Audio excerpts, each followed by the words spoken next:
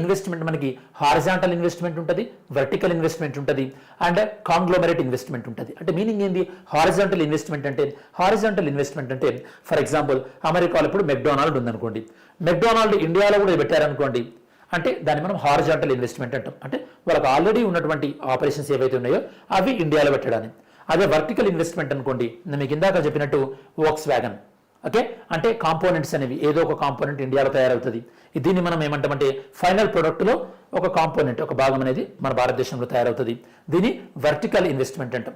అదే కాంగ్లోమరేట్ ఇన్వెస్ట్మెంట్ అంటే ఫారిన్ నుంచి ఏదైనా కంపెనీ వచ్చి ఇండియాలో వివిధ కంపెనీలు ఇన్వెస్ట్ చేసింది అనుకోండి, దాన్ని కాంగ్లోమరేట్ ఇన్వెస్ట్మెంట్ అంటాం. నేను మీకు ఇందాక చెప్పాను, సాఫ్ట్ బ్యాంక్ అనేది ఇండియాలో, ఓకే, సో స్విగ్గీలో ఇన్వెస్ట్మెంట్ చేశారు, ఓయోలో ఇన్వెస్ట్మెంట్ చేశారు అండ్ ఫ్లిప్కార్ట్లో ఇన్వెస్ట్మెంట్ చేశారు.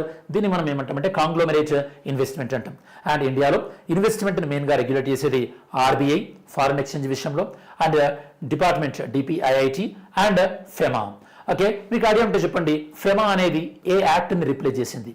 ఓకే, ఫెమా అనేది ఏ యాక్ట్ని రిప్లేస్ చేసిందో ఆన్సర్ చేయడానికి ట్రై చేయండి.